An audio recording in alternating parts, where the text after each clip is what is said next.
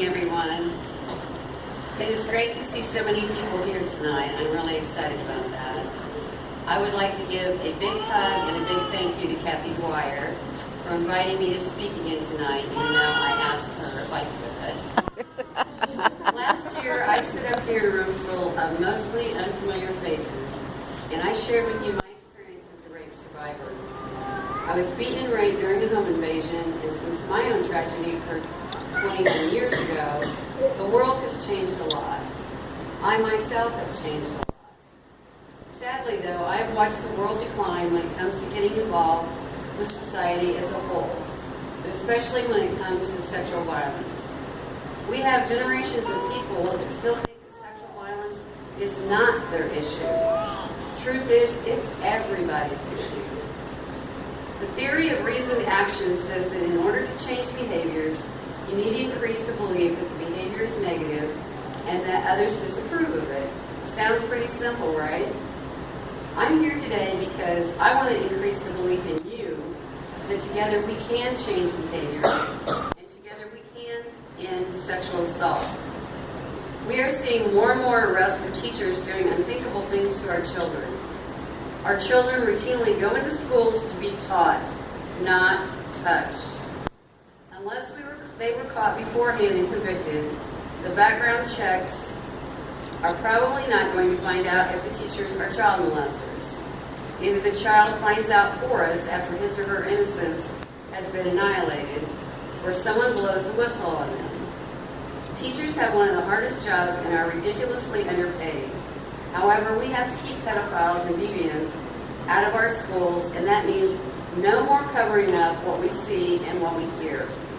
It gets even worse when you witness such behavior and you say or do nothing. Then you are not being a good bystander. Let me explain. A bystander is someone who intervenes in a positive way before, during, or after a situation or event in which they see or hear behaviors that promote sexual violences. To give you a little history lesson on the bystander effect throughout the years, in 1964, the rape and murder of Kitty Genoese shocked Americans from coast to coast. While a man attacked, raped, and killed this young woman for over half an hour, 38 men and women witnessed it and did nothing to help. The shock and confusion surrounding the single event captured the country's attention and launched a substantial debate into how caring people could watch such an attack and yet do nothing. This event launched new research and programs about the bystander effect. It also marked the beginning of an approach by programs and researchers to move bystanders to act responsibly. People in a bystander role often described it as feeling scared, alone, and afraid to say or do something in the face of violence. They say that they fear making someone angry, possibly misunderstanding the situation, or even triggering further violence. Maybe you've been in that situation.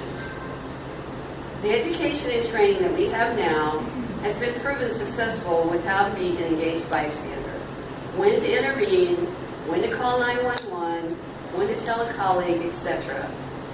Consider this. A bystander is present during 60% of violent crimes, but only intervenes 15% of the time. Think about that. Now fast forward 53 years, and in 2017, it was recently reported that in Chicago, a 15-year-old girl was raped live on Facebook to an audience of at least 40 people, none of whom said a word to law enforcement. We have to reverse that kind of response, and as individuals, all of us have a role to play in creating safe environments. My personal experience was with a stranger, but 90% of men and women who are sexually assaulted at any age have prior knowledge of their rapists. They know them. You know them. This is what we can do. We can all intervene to stop problematic and disrespectful behavior. We can all believe survivors and assist them in finding resources. We can all promote and model healthy attitudes, behaviors, and relationships. You know, women have always been in the forefront of the movement against domestic and sexual violence. Something that has been a huge challenge in the movement has been the inclusion of men. When everyone is a bystander, then there are no gender lines, there are no victim lines, there are no perpetrator lines. There's just one line and everybody's in it. The bystander approach is reaching a broader range of community members as well, because it gives people a role in preventing violence and helping to create positive social change. It trains community members on how to identify unhealthy behaviors and provides skills on how to interrupt those behaviors. There are a handful of bystander-based programs like Green Dot that have shown such promise to reduce interpersonal violence at colleges, high schools, the military, and so on. A report was released earlier this month detailing a 5-year study of the Green Dot program in Kentucky high schools. For those of you that are not familiar with Green Dot, they are a bystander intervention program that trains students to recognize behaviors and situations that could lead to violence, the red dots. And for those, I lost mine. And identify ways to safely intervene, green dots. This randomized controlled trial was held for 5 years and included 26 high schools in Kentucky. Students were surveyed annually, and findings shows that student-level sexual violence perpetration rates were reduced by 17 to 21% in 3 and 4 years of the study.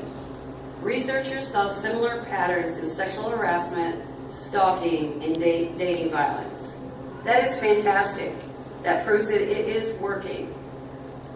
It's true that rarely do we hear stories of a bystander who tried to intervene and it changed the outcome of sexual assault. It does happen though, and these are the stories that need to be told over and over and over again. For centuries, storytelling or mythology has shaped how people within a particular culture think and act. Telling stories and asking questions can show how bystanders may impact situations in a very positive way. You may or may not know that besides the ultimate human cost of sexual violence, like the long-term repercussion for the victim's health and well-being, there is also the monetary cost of rape. Each rape costs over $120,000. Annually, rape costs the U.S. more than any other crime, coming in at $127 billion. Don't know that anybody's aware of that, but it is mind-blowing.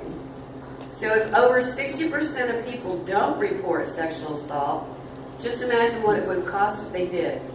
Oh my goodness, it's unreal. Sexual violence is preventable, and it pays to invest in prevention. I cannot say this enough. You should also know that prevention efforts should start early.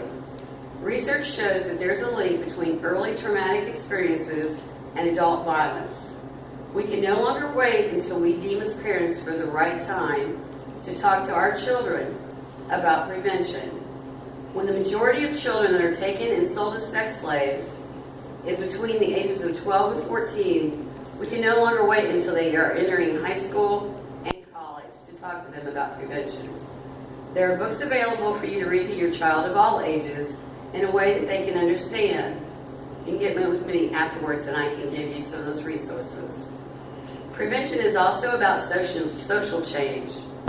By implementing comprehensive prevention strategies that focus on primary prevention, stopping violence before it ever has a chance to happen, and working to change harmful society norms is key to preventing sexual violence across our lifespan. Will our millennial generation be the generation that will completely end sexual violence? I don't know. What I do know is that we can and should encourage help-seeking behaviors, and everyone must play a role in creating a culture of safety, equality, and respect. Do what you can, and always remember, when the power of love overcomes the love of power, the world will know peace. Thank you.